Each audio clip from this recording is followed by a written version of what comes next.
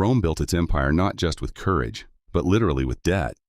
When we think of Roman legions, we always picture those shining helmets and unstoppable warriors standing in disciplined formations. But the reality is this: behind those swords and helmets was a ridiculously expensive and complex logistical wheel-turning. Thousands of men had to eat, get dressed, and get paid. Feed for the horses, timber for siege weapons, labor. All of this meant huge amounts of money.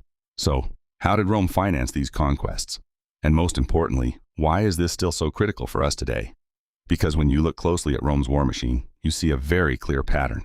War was not fought only on the battlefield. It was woven directly into the lungs of the financial system. And once this wheel started spinning, it couldn't stop.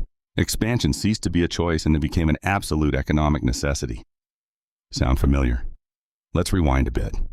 In the early Republic era, the Roman army was actually a citizen army. If you owned land, you were called up.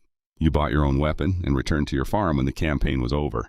But as the borders expanded and wars moved far from home, this system broke down. Just grabbing a spear and going to war for a year didn't cut it anymore. A professional army became mandatory.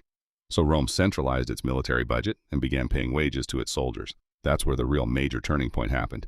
Conquest turned into a business model in its own right. Every new province meant new taxes, slaves, gold mines, and tribute. A self-feeding loop was established. War financed the next war. But the dangerous side of this wasn't just collecting taxes. Rome was borrowing like crazy. During long, backbreaking periods like the Punic Wars, the state took out massive public loans from the rising financial class, the wealthy elite, and equites. These were actual investments, and these investors expected returns in the form of interest payments, tax collection rights, and business monopolies in newly conquered lands. War officially turned into a profitable industry. Sound familiar?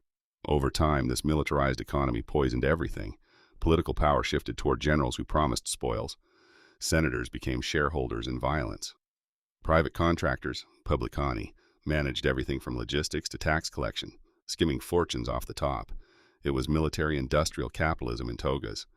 Of course, the bill was steep. To pay soldiers and creditors, the state constantly needed new revenue.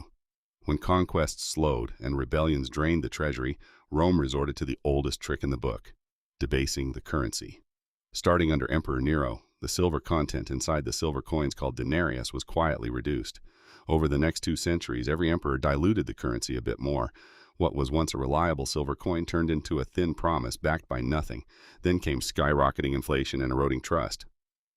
By the 3rd century, Rome's monetary system was in total freefall. Meanwhile, guess what happened? The rich got richer. Senators and elites shielded their wealth in land, slaves, and offshore accounts. While they enjoyed tax exemptions and insider deals, the entire weight of taxes, worthless currency, and military burdens fell squarely on the lower class. This wasn't just a military collapse. It was a direct financial bankruptcy. Now stop and look around today. Governments running massive budget deficits, wars funded through debt, central banks quietly printing money to debase the currency and cover those shortfalls. A financial class growing rich off defense contracts and crises. An economy that relies on financial or military expansion just to stay afloat. It might not be identical, but the genetic code is disturbingly similar. The biggest lesson Rome teaches us is this: an economy based on continuous expansion eventually hits a wall. When there are no lands left to conquer, resources to exploit, or enemies to fight, that system turns inward. The debts remain, expectations don't stop, but the revenue dries up. That's when the state starts squeezing its own people. Rome imposed heavier taxes and debased the currency even further.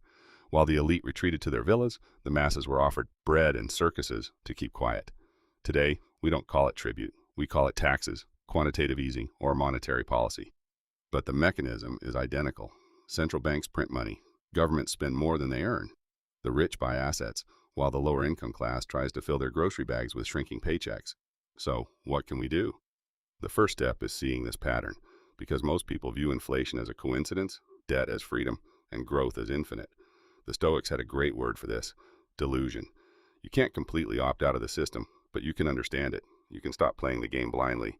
You can build your own resilience by studying financial history, not just personal finance. You start asking, who profits when I stay confused? Because you weren't supposed to know this. You weren't expected to question how Rome paid for its wars or how the modern state does it now.